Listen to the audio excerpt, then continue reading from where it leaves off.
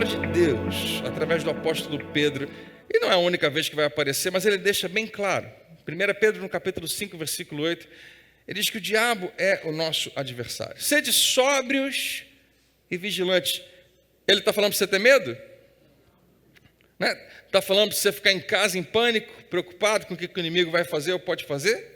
Está falando para você ficar nervoso e falar para todo mundo: o inimigo está furioso. Que é uma das frases prediletas dos crentes. O inimigo está furioso. Claro que ele está furioso. No lugar dele você também estaria. O que Pedro convida você a fazer? Seja sóbrio. Sóbrio significa não se distraia tanto com as outras coisas. Sóbrio é o contrário de bêbado, né? O contrário de afetado por alguma substância que te tira, que te rouba de você mesmo. Seja atento, alerta, vigilante, porque existe um diabo. E ele é o nosso adversário. E ele está fazendo algo demais. Como é que o Espírito Santo inspira Pedro dessa maneira? Você não vai ver alguém escrevendo tão bem a respeito disso e nos dando essa imagem. E é engraçado porque eu não sei o que Pedro sabia sobre o leão, mas com certeza a Bíblia fala que em alguns momentos naquela região aparecia de vez em quando o leão. Você lembra na história de Davi? E na história de Sansão? E leões existiam lá. E ele entendia, Pedro, que o leão tinha a sua estratégia. E se você hoje tem um canal a cabo, né? National Geographic e outros canais aí que mostram leões, no caso lá na África, na savana em geral eles mostram, mas como é que tem a estratégia de caça? É que o leão ele encontra um animal e ele não ataca imediatamente, tem muita coisa que acontece antes, ele vai se esgueirando, ele sabe que qualquer movimento em falso, o animal corre bastante e consegue fugir, seja uma zebra, um antílope, um gnu, alguma outra coisa, né? Em alguns casos é muito complicado para um leão simplesmente atacar. Ele tem que escolher bem. Então Pedro faz essa imagem. O diabo está ao redor como um leão que ruge, procurando. Deixa eu ouvir a sua voz, diga comigo, procurando. Alguém que ele possa devorar, alguém para devorar. Eu acho legal demais olhar para isso e lembrar, se o inimigo está procurando alguém que ele possa devorar, a outra versão diz que ele possa tragar, é bem provável que ele comece a procurar e encontre outros que ele não possa fazer isso. Que ele precisa selecionar. E quando Pedro fala disso, você que já assistiu a algum tipo de documentário, sabe que os leões eles não atacam qualquer animal da manada. Ele procura os mais velhos, os mais fracos e os mais novos. Os mais velhos porque estão mais cansados, com dificuldade de correr. Os mais novos porque ainda estão aprendendo a correr. E os doentes porque vão ter dificuldade também. Então, eles conseguem identificar no meio da manada, na hora que o estouro acontece, todo mundo sai, tem sempre um atrasado. Coitado. É para lá que ele vai. Muitas vezes, as leoas, né, caçam em bando também, não caçam sozinhos, pode acontecer. Hienas também, ali a gente está na época do Rei Leão, aí a gente está vendo um pouquinho disso no cinema. Eu não acho que seja o melhor exemplo, porque os leões não falam, mas lá no filme sim. Mas você entende o que eu estou dizendo? Pedro faz essa imagem e diz: olha, o inimigo está procurando alguém que ele possa tragar, para roubar, para matar, para destruir. É para isso que ele veio. Então, se alguma coisa está sendo roubada de você, se alguma coisa está sendo destruída na sua vida, se algo está morrendo, porque às vezes quando a gente lê que o salário do pecado é a morte, não significa que você peca e cai duro no chão, mas alguma coisa morre. Alguma morte está acontecendo muitas vezes na nossa vida, existe alguém por trás disso, e não é Deus. E pode ser que o inimigo use pessoas, mas por trás dessas pessoas nós precisamos enxergá-lo. Como é que o inimigo rouba, mata e destrói? Deixa eu te falar, se você em algum momento se desligar do que eu estiver falando, eu vou te dar agora a ideia principal. Se você está assistindo em casa e a luz acabar, a internet pifar, deixa eu te dar a ideia principal agora. O único lugar que o inimigo trabalha de verdade é aqui, dentro da sua mente. É ali que ele te vence, é ali que você o vence. Presta atenção, matar, roubar e destruir acontece nesse campo de batalha, nesse lugar. Basta você olhar para a Bíblia, você vê que a maneira como o inimigo trabalha é trabalhando na mente das pessoas, na minha mente e na sua. E deixa eu te dizer, todos nós já fomos ou somos vítimas.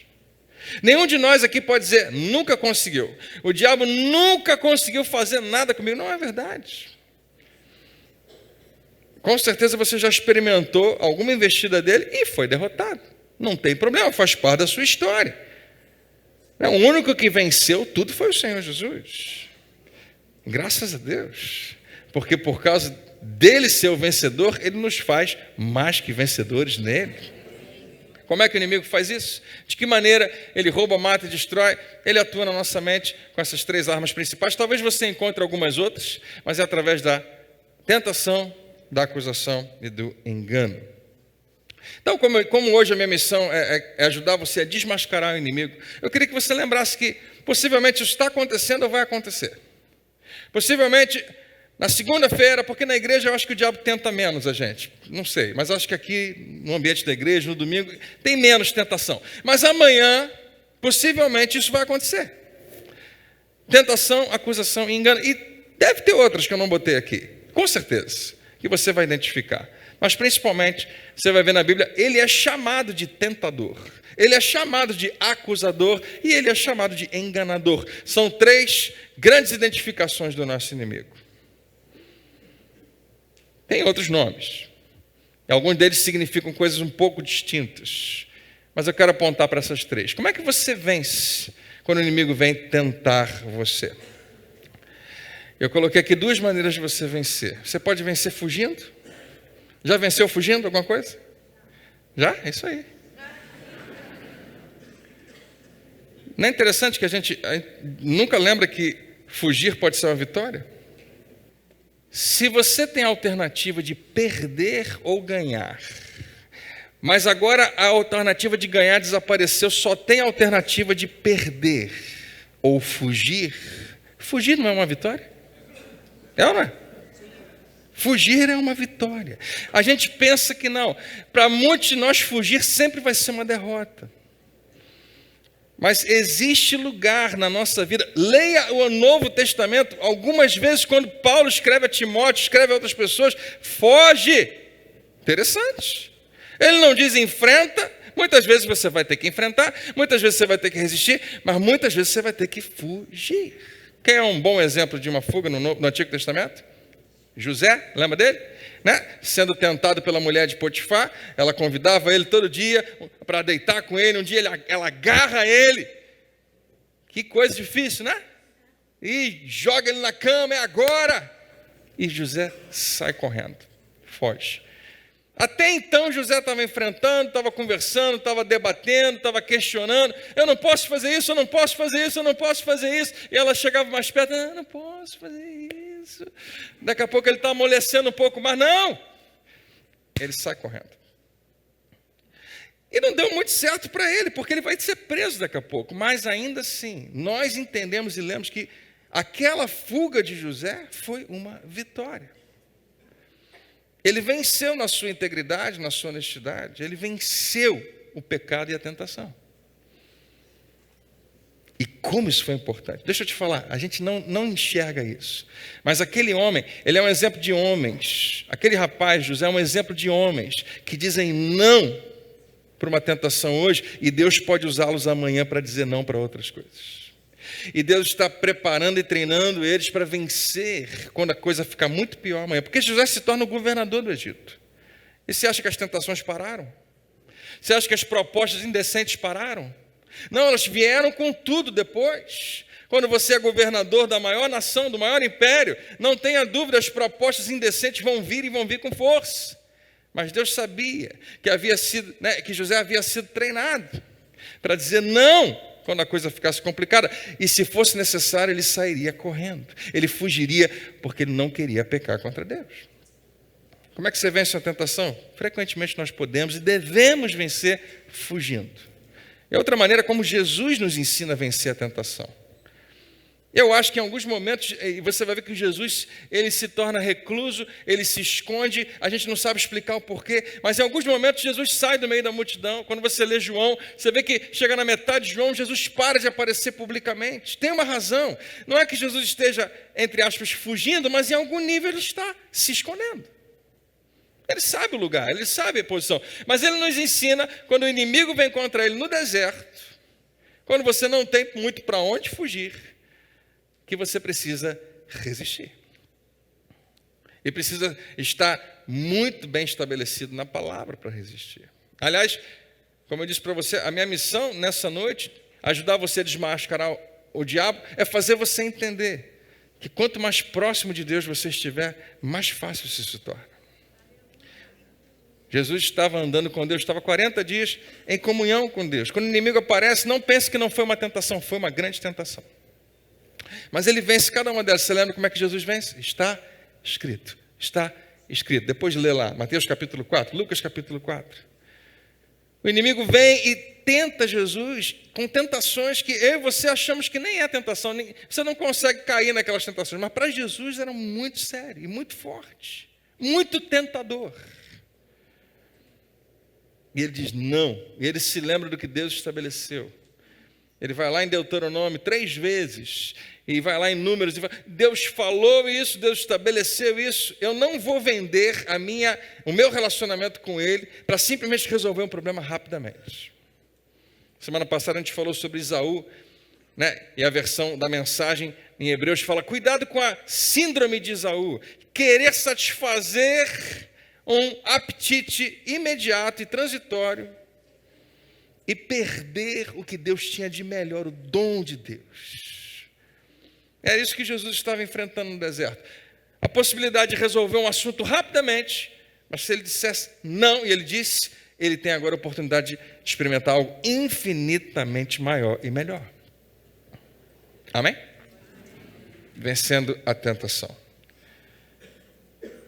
Como vencer uma acusação?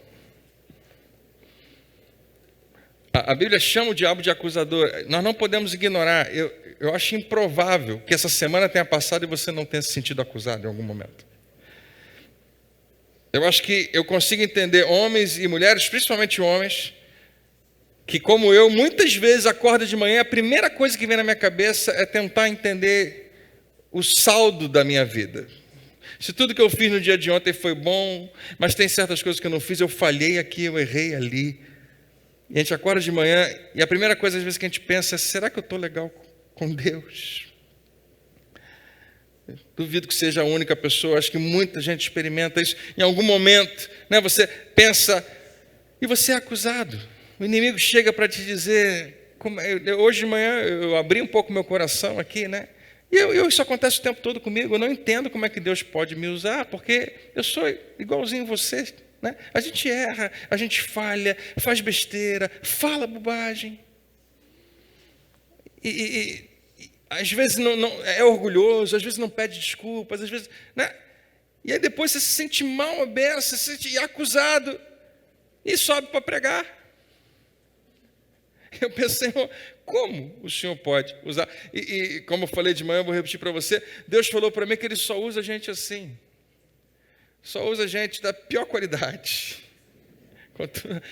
Ele só chama gente com uma história, com um passado, que todas as pessoas são. Não estou falando, né, que existe um outro grupo de santinhos que ele não pode usar, mas quem se acha, posso usar essa expressão? Quem se acha, você sabe o que eu estou falando? Quem se acha. Você lembra, no tempo de Jesus, tinha uma turma que se achava? Eles tomavam banho todos os dias para se purificar do lado de fora, para revelar a santidade. Tomavam banho, tem que tomar banho todo dia, isso é verdade, mas eles se lavavam cerimonialmente para manter uma tradição de pureza.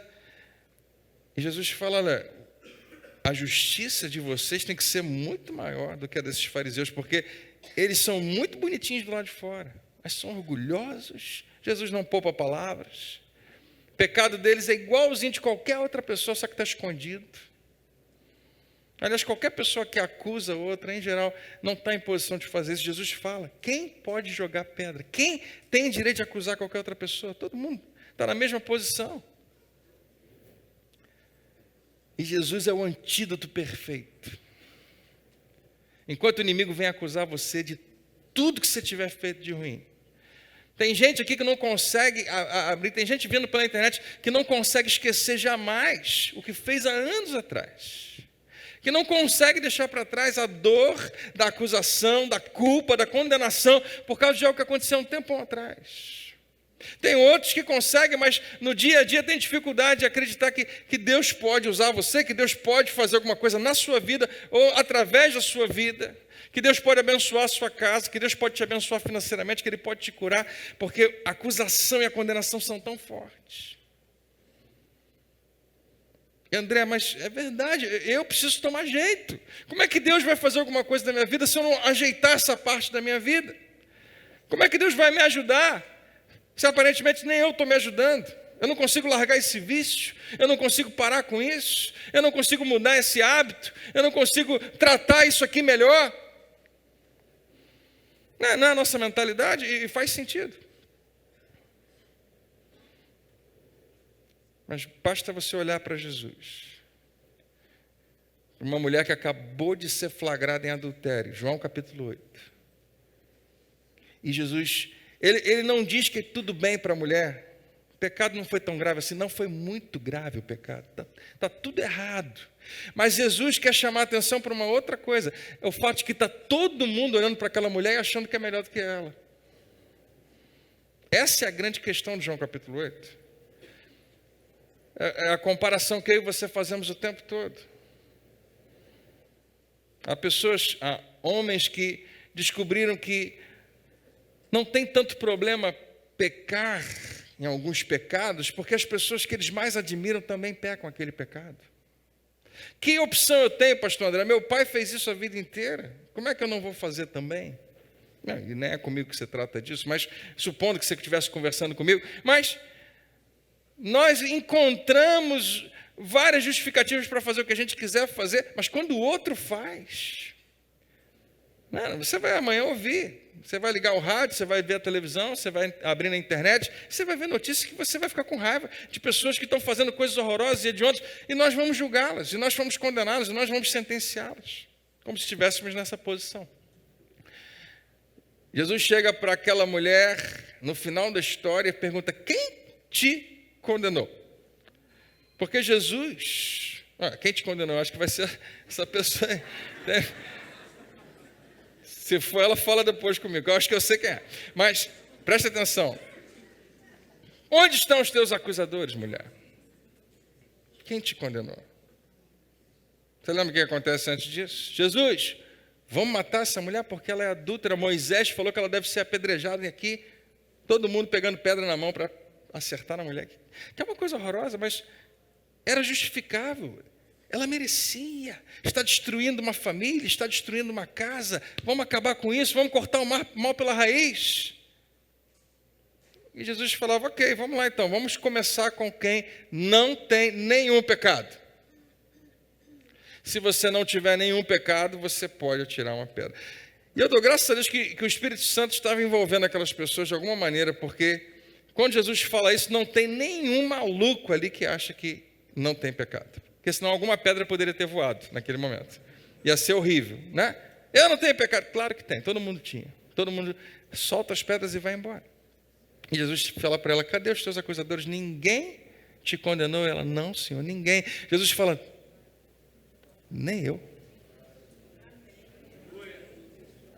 Não? É verdade que Jesus não nos condena? Olha para mim.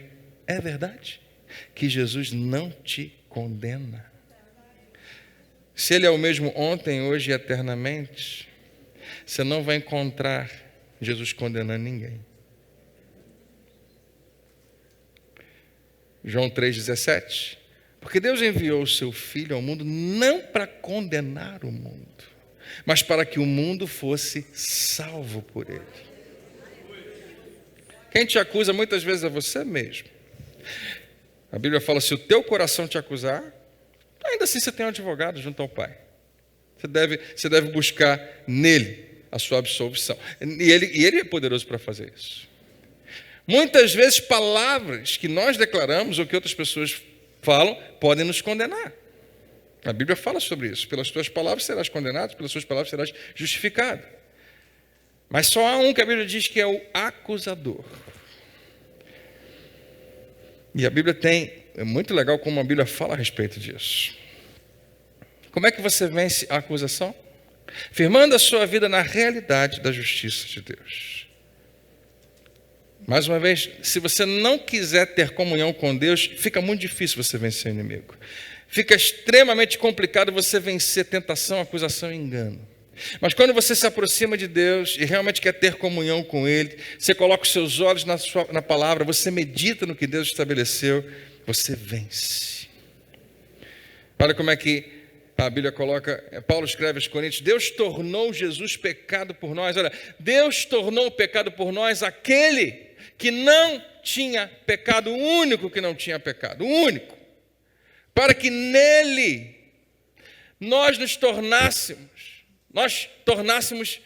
nele nos tornássemos justiça de Deus.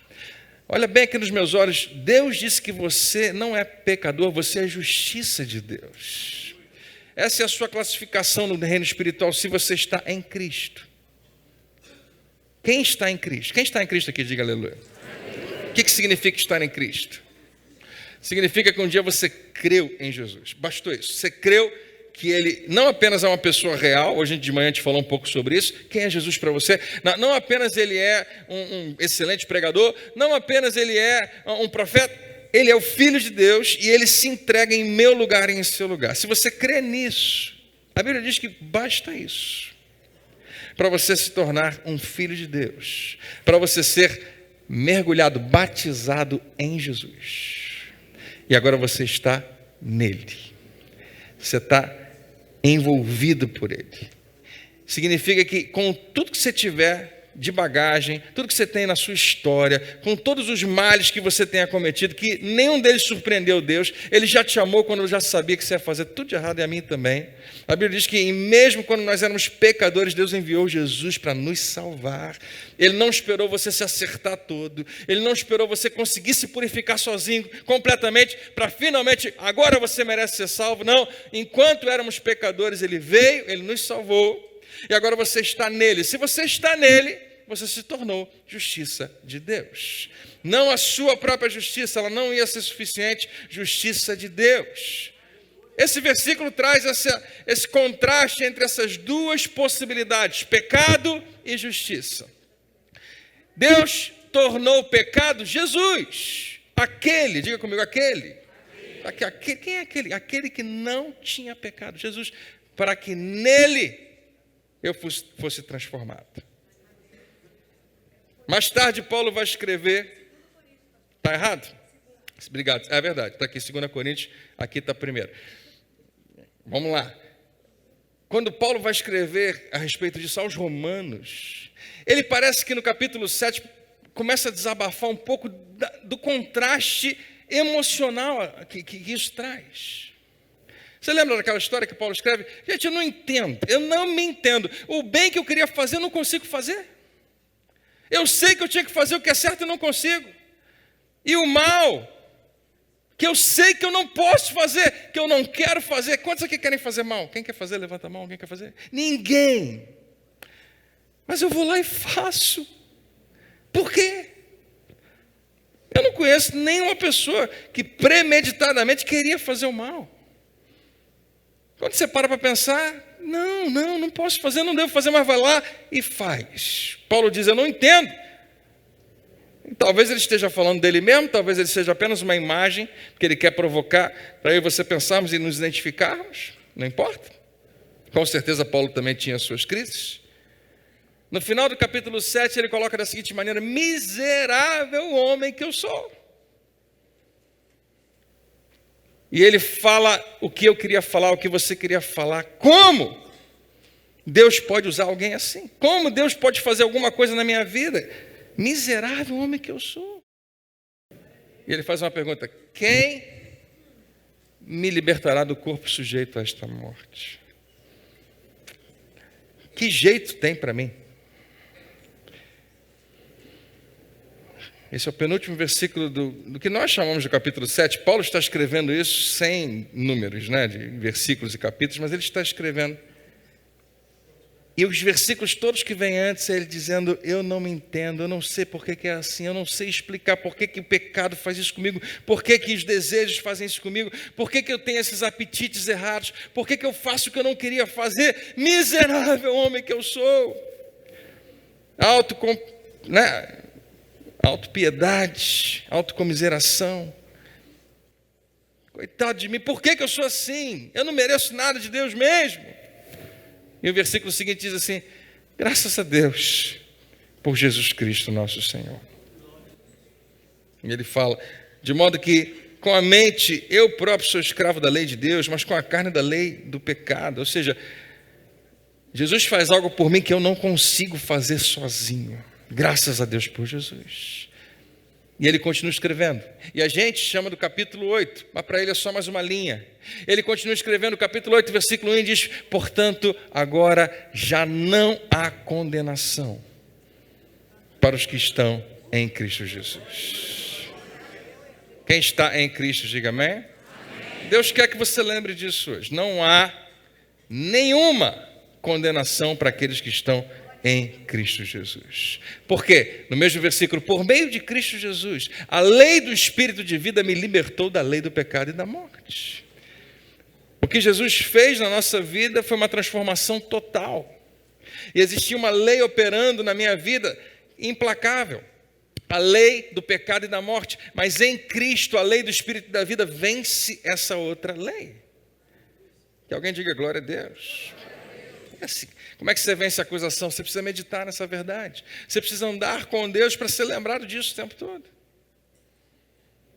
Porque a penitência do crente não é ir até o padre, né, confessar pecados e rezar algumas ave-marias. A penitência do crente é deixar o tempo passar. Vou esperar um pouco, daqui a pouco eu me sinto melhor. Não vou orar hoje não, porque eu acho que eu estou mal com Deus. Não sei se Ele vai me ouvir. E tudo bem se você tiver a sua própria maneira de tratar isso, mas segundo a palavra de Deus, basta você chegar até Ele, ao invés de fugir dEle, se aproximar dEle, e olhar para o que Ele diz a teu respeito. Isso vai renovar a sua mente. Deixa eu declarar, eu creio que você pode ter uma semana maravilhosa só por causa disso. Por causa de uma renovação na sua mente, no seu relacionamento com Deus. Algum tempo eu falei isso aqui na igreja. Deus olha para você e diz: está tudo bem entre a gente.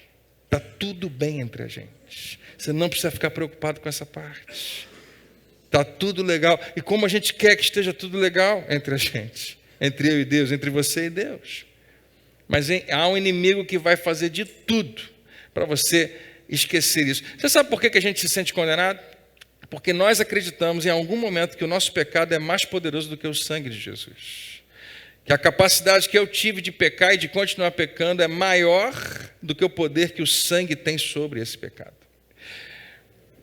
E que quando a gente renova a mente e descobre que não existe nada que se compara ao poder do sangue de Jesus, que Ele te lavou completamente e não para de te lavar. Que a graça dele se renova todo dia sobre a sua vida. Você acredita nisso? Está no Antigo Testamento. Foi escrito para um outro povo, mas é renovado para mim e para você através de Jesus. As misericórdias do Senhor se renovam todas as manhãs da nossa vida. Glória a Deus! Você sabia que amanhã vai aparecer um sol aí? Quando o sol aparecer, você tem que lembrar, junto com o sol, Deus está te despertando para essa verdade. O sol está me dizendo que a misericórdia, a graça de Deus são novas na minha vida.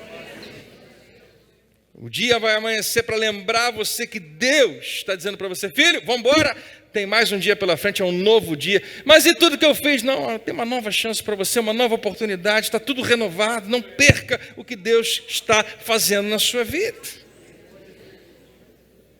É uma pena que tantos cristãos, eu queria tanto que muita gente ouvisse essa palavra, pessoas que você talvez esteja lembrando, que estão debaixo de condenação e não conseguem vencer de jeito nenhum.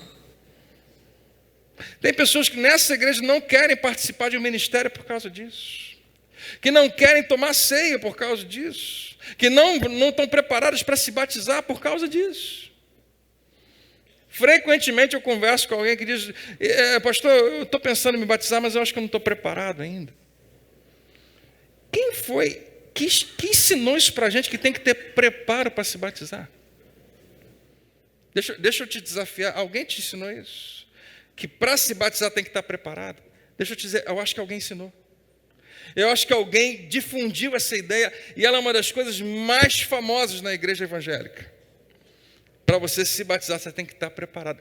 Eu já ouvi gente criticando lá, fulano se batizando, até parece. Eu conheço bem aquilo lá. Vai lá se batizar para mostrar para as pessoas que é alguma coisa. A mentalidade das pessoas é essa. Você só pode se batizar depois que você estiver 100% legalizado. A mesma coisa que tomar um banho para ficar bem limpo, para tomar outro depois, agora sim. Mas você não precisa se limpar, o sangue de Jesus te limpa completamente. Se você tinha dúvida em relação a isso, não deixe de participar da próxima classe do batismo e tirar suas dúvidas. Olha para a palavra de Deus, as pessoas confessavam Jesus e eram batizadas. Confessavam Jesus e eram batizadas. Não preenchiam nenhum questionário, não faziam nenhum curso. A gente dá uma classe só para tirar dúvida. Mas eles não davam classe, não davam curso. Eu já ouvi testemunhos que não tem nem coragem de contar para você. Mas do tipo de que para a pessoa ser batizada, ela tinha que passar por várias etapas, vários estágios. E ser julgada por uma turma, por uma bancada. Né? Para identificar se a pessoa pode ou não ser batizada. Quem foi que me elegeu juiz para dizer para você se você pode ou não pode? Por isso que toda ceia aqui na igreja a gente fala para todo mundo: não deixe de participar. E eu sei que tem gente que vai me criticar por isso, mas eu não tenho crise nenhuma que o incrédulo entre aqui e participe da ceia. Eu não tenho o menor problema com isso. A impressão que eu tenho é que Deus pode fazer coisas infinitamente maiores do que o que a gente possa imaginar. Glória a Deus. A Ele a glória. Vencendo o engano. E eu acho que aqui é que a gente mais cai. Eu acho que você não tem muitas vezes dificuldade em enxergar a tentação e a acusação como algo do inimigo. Aqui, em geral, a gente não percebe ele. Claro, o nome já diz. Nós estamos sendo enganados. Tem coisa pior do que ser enganado? Quando você descobre que você foi? Vamos lá então.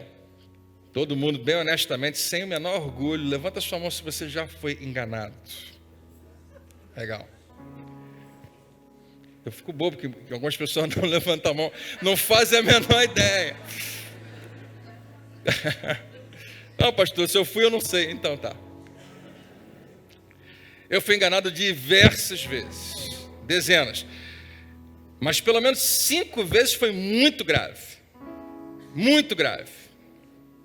E a sensação de ter sido enganado é uma das piores. E às vezes você está do outro lado da história, às vezes você é usado pelo inimigo, é uma das coisas mais asquerosas que existe, saber que você foi usado pelo inimigo para enganar alguém. Às vezes a gente se coloca nessa posição. Como você pode vencer? Como é que alguém não é enganado? Deixa eu te falar, você já conseguiu escapar de alguns enganos. Né? Você já recebeu um e-mail do príncipe da Nigéria que queria... Você conhece? Né? Tem várias histórias. Tem produto para fazer crescer cabelo. A gente sabe que não existe isso. Né? Aqueles negócios de botar abdominal aqui para deixar você forte sem esforço. Eu sei que se você já tiver comprado isso, me perdoa, eu não estou querendo ofender você. Mas eu acho que a grande maioria aqui olhou para aquele anúncio e fez assim: aham, tá bom. E você escapou. Em alguns momentos, outras vezes não, mas em alguns momentos escapou de ser enganado. Sim, você já escapou de enganos. Então é possível. O que faz a gente escapar de enganos? É ter algum conhecimento. O que nos mata é a ignorância. Deus coloca isso muito bem. O meu povo está sendo destruído porque falta entendimento, falta conhecimento. A ignorância realmente é um dos maiores assassinos que existe. E tem alguns enganos que custam muito caro para a gente. Muito. Como é que a gente vence esse engano? Como é que você pode estar pronto para armadilhas? Suponha que, daqui a 100 metros prepararam uma armadilha para você. Você pode cair. Como é que você faz para não cair? Você tem que saber que ela está lá. Alguém tem que ter te explicado isso. Como é que você vence o engano? Andando com Deus. Sendo dirigido pelo seu Espírito. É impressionante, mas se você tiver comunhão com Deus, é simples assim. Ele vai te avisar. Não vai lá. Não retorna essa ligação. Não assina. Não vai por aqui. Faz isso, faz aquilo outro. O Espírito nos dirige. A Bíblia diz que aqueles que são dirigidos pelo Espírito Santo de Deus são filhos de Deus. E eu vou perguntar de novo, quem está em Cristo aqui, diga amém. Você está em Cristo porque você se tornou filho dele. E ele diz que você pode e deve ter esse maravilhoso GPS na sua vida. Essa semana eu experimentei mais uma vez a maravilha do GPS. Eu entrei numa avenida larga e eu sabia para onde eu queria ir, mas eu me confundi na entrada e fiz um retorno em hora de rush. E ninguém sabe, mas agora eu vou contar para você. Eu dei um grito dentro do carro. Não! Porque eu sabia que eu estava lascado. Mas o santo GPS diz assim, vou recalcular a rota para você. E ele me fez um caminho tão bom. Praticamente no mesmo tempo eu cheguei em casa. Mas se eu não tivesse ele, essa tecnologia é muito interessante. Se eu não tivesse, eu não sei como é que seria. Isso aqui é tremendo. Nós falhamos frequentemente, mas o Espírito Santo sempre é poderoso para dizer, você falhou aqui, mas tem uma nova rota para você. Eu consigo pegar você do momento que você errou e te ajustar esse caminho para você voltar onde você precisa ir. Não é bom demais isso? Você não precisa ser enganado. E mesmo que você já tenha sido, como todo mundo já foi, eu também, não terminou. Todos os que são dirigidos pelo Espírito de Deus são filhos de Deus. Tem uma história, e eu acho legal demais ela, no Antigo Testamento, que ilustra isso muito bem. Antes de você voltar para casa, eu queria contá-la para você. A Bíblia fala que na época de Eliseu existia guerra acontecendo. Eu vou colocar aqui o versículo para você. 2 Reis, capítulo 6, verso 8. O rei da Síria estava em guerra contra Israel. Ele reuniu-se com os seus oficiais, comandantes e disse, e agora vai montar uma estratégia, montarei o meu acampamento em tal lugar. Isso era secreto, ninguém podia saber. Era uma estratégia para atacar Israel. Tal lugar, a Bíblia nem coloca qual é o lugar, em tal lugar, porque era segredo. Imediatamente, lá do outro lado, lá em Israel, o homem de Deus, Eliseu, mandou uma mensagem ao rei de Israel. Interessante. É o GPS. Mandou uma mensagem ao rei: não passe em tal lugar, pois os sírios estão descendo para lá. Não passe em tal lugar, porque se você for para lá, e ele já sabia que era um caminho deles, vocês vão ser atacados e possivelmente vai morrer muita gente. E o rei de Israel ouviu aquilo e falou: como é que ele sabe? O rei de Israel mandou soldados para investigar se realmente as tropas do rei da Síria estavam no lugar que o homem de Deus havia indicado. Desconfiou, mandou e chegou à conclusão que ele estava certo. E viram que era verdade. Com isso, é aqui que eu queria chegar, eles se livraram de uma derrota. Você sabe onde é que eu quero chegar? Ouvir o Espírito Santo e obedecê-lo faz isso com a gente o tempo todo, nos livra de uma derrota. E ser livre de uma derrota é uma vitória. E olha como é que ele termina. Isso aconteceu diversas vezes. O que está acontecendo lá na Síria? Como é que o rei fica em relação a isso? Diversas vezes ele monta um acampamento para derrotar Israel e eles são avisados. Ele pensa, deve ter um traidor aqui. Deve ter um X9. Deve ter alguém que está contando. Quem é? Ele falou, o rei da Síria ficou enfurecido e convocou seus conselheiros e perguntou, como é que o exército de Israel descobre o lugar do nosso acampamento? Como? Qual de vocês é o traidor? Quem esteve informando o rei de Israel sobre os meus planos? E um deles sabe quem é o traidor, mas não está no meio deles. Ele fala: não somos nós, Senhor. Respondeu um dos oficiais: Eliseu, o homem de Deus, o profeta de Israel, é quem descobre os seus planos. Mas como se ele está lá do outro lado? E olha como ele fala: e conta tudo ao rei de Israel. Adoro o final do versículo: até as palavras ditas em segredo no teu quarto, rei. Não é sensacional isso? Alguém tramando contra você escondidinho, e Deus fala no teu ouvido: não vai lá, não passa por ali, não toma essa decisão. Ninguém entende por que você decidiu dessa maneira, mas é porque o Espírito Santo fala com você e revela e desmascara o inimigo, mesmo quando ele está escondido lá no quarto dele, para que você não caia, para que você não seja derrotado. Glória a Deus. Então hoje, quem sabe, eu e você possamos enxergar melhor que nós não precisamos ter medo do inimigo, mas nós precisamos estar alerta. E essa máscara precisa cair.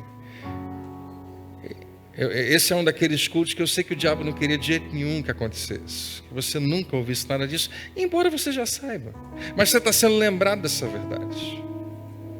Então deixei um pouco além, me permita só mais alguns minutos, porque uma vez que você estiver bem alerta, e estiver bem preparado contra a tentação, estiver bem preparado contra a acusação e contra o engano, não se engane achando que depois de uma tentativa e de uma derrota do inimigo, ele vai desistir de você. Porque muitos crentes acreditam nisso, celebram a vitória e devem celebrar e esquecem que tem que permanecer firme. Você lembra da passagem de Paulo falando da armadura de Deus? É cansativo. Coloca o capacete, bota a couraça, cinturão da verdade, espada, escudo, dardos inflamados, blá. Está muito ruim aqui hoje, né? Sou eu? Né? E depois de ter desvencido tudo, pode dormir. Não, permanecei inabaláveis. Porque você não sabe se vem mais uma seta por aí. Tendo terminado todas essas tentações, o diabo deixou Jesus, graças a Deus, até a ocasião oportuna. E ocasiões oportunas apareceram. E ocasiões oportunas aparecem na nossa vida e na nossa história. Aqui estão alguns dos nomes que nós encontramos do nosso inimigo, que a Bíblia fala. Lúcifer, talvez seja um nome que eu e você consideramos horroroso, porque fala do diabo, mas é um dos nomes mais bonitos que tem na Bíblia, que relatava quem ele era originalmente. Lúcifer significa brilhante estrela da manhã, ou estrela da manhã, ou estrela, brilhante, luz, mas que a gente sabe que se tornou algo maligno. Apocalipse 12 diz que ele é o acusador dos nossos irmãos, que ele é o nosso adversário, o nosso oponente, que ele é o anticristo, que ele é Beuzebu, que significa senhor das moscas, que ele é Belial, que significa imprestável, que ele é a serpente, que ele é o diabo, que ele é o dragão, o inimigo, o pai da mentira e mentiroso, o príncipe das potestades do ar, que ele é Satanás, que ele é tentador, que ele é o ladrão, que a gente lê em João capítulo 10, verso 10. O ladrão que vem para roubar, matar e destruir. Jesus fala: eu vim. Com todos esses nomes ele veio, mas depois Jesus fala: olha aqui, eu vim também, para que você tenha vida e a tenha em abundância. E quando João vai escrever a respeito de Jesus, já idoso lá, talvez exilado, falando a respeito disso, uma das cartas à igreja, ele fala o seguinte: para isso se manifestou o Filho de Deus, para destruir as obras do diabo. Não tem comparação entre um e o outro. Quando Jesus entra em cena, toda obra satânica é quebrada. Veja o que a Bíblia fala sobre o seu fim. O grande dragão foi lançado fora. Ele é a antiga serpente, chamada diabo ou Satanás, que engana o mundo todo. E então ouvi uma forte voz dos céus que dizia: agora veio a salvação, o poder e o reino do nosso Deus e a autoridade do seu Cristo, pois foi lançado fora o acusador dos nossos irmãos, que os acusa diante do nosso Deus dia e noite. Eles o venceram pelo sangue do Cordeiro e pela palavra do testemunho que deram. Fique de pé. Deixa eu contar para você alguns dos nomes do nosso Senhor Jesus, que já venceu o nosso inimigo. Você lembra que eu li uma lista aqui dos nomes do diabo? Quem quer ouvir uma lista dos nomes de Jesus aqui? Ele é o Todo-Poderoso, Ele é o Alfa e o Ômega, Ele é o nosso advogado, Ele é o autor e o consumador da nossa fé, Ele é o pão da vida, Ele é o Filho amado de Deus, Ele é o noivo, Ele é a pedra angular, o libertador, Ele é fiel e verdadeiro, Ele é o bom pastor que dá a vida pelas suas ovelhas, Ele é o grande sumo sacerdote, Ele é o cabeça da igreja, Ele é o grande eu sou, Ele é Emanuel, Ele é o justo juiz, Ele é o Rei dos reis e Senhor dos senhores, Ele é o Cordeiro de Deus que tira o pecado do mundo, Ele é a luz do mundo, o leão da tribo de Judá, o único mediador entre Deus e os homens. Ele é o Messias, o escolhido, o ungido de Deus, a nossa esperança, o nosso Redentor, a rocha eterna, o sacrifício pelos nossos pecados. Ele é o Filho do homem, Ele é a porta, Ele é o caminho, a verdade e a vida. Ele é a palavra de Deus encarnada, Ele é a videira verdadeira. Ele é maravilhoso, conselheiro, Deus forte, Pai da eternidade, Príncipe da paz. Ele é Jesus Cristo, o Salvador do mundo. Não há ninguém que se compare a Ele toda a glória. Você pode levantar bem alto a sua voz. Oh, aleluia. Glória a Deus. Glória a Deus. Há tantos versículos que dizem assim: que mal pode me fazer o homem? De quem terei medo? Por que eu vou ficar preocupado? O Senhor é a minha força e a minha salvação. O Senhor é a luz e a fortaleza da minha vida. Não há comparação. Não existe uma luta igual acontecendo entre Deus e o diabo. A Bíblia diz que com o sopro da sua boca Ele o destrói. Anda com Ele, anda com Deus, e você não vai ser enganado, você não vai cair em armadilha. Você vai ser tentado, mas vai vencer suas tentações. Você pode até ser acusado, mas Jesus diz: eu não te condeno. E você vai encontrar nele a graça, o favor. Ele vai promover você a um lugar cada vez mais alto. Amém? Feche seus olhos, vamos orar juntos. Se você está aqui hoje e quer entregar a sua vida a Jesus, quer começar um relacionamento com Ele, eu quero orar por você. Se você diz: André, eu quero que esse Jesus seja o meu Senhor, eu quero orar por você. Muita gente que está aqui, quase todo mundo um dia já tomou essa decisão, mas se você está aqui e nunca tomou essa decisão, e hoje você quer começar uma vida com Deus, levanta assim bem alto a sua mão, eu vou orar por você. Tem alguém que quer fazer isso hoje? Deus abençoe, meu irmão. Tem mais alguém? Graças a Deus. Graças a Deus. Você que levantou a sua mão, coloca a mão no coração. Vamos orar todo mundo junto? Diga assim: Senhor Deus, nessa noite eu te entrego a minha vida. Não é mais minha, é tua. Eu creio que Jesus Cristo morreu no meu lugar, pagou o preço pelos meus pecados, me deu vida eterna e mora no meu coração para sempre. Eu pertenço a Ti. Muito obrigado pela nova vida, em nome de Jesus. Amém. Uhul, glória a Deus.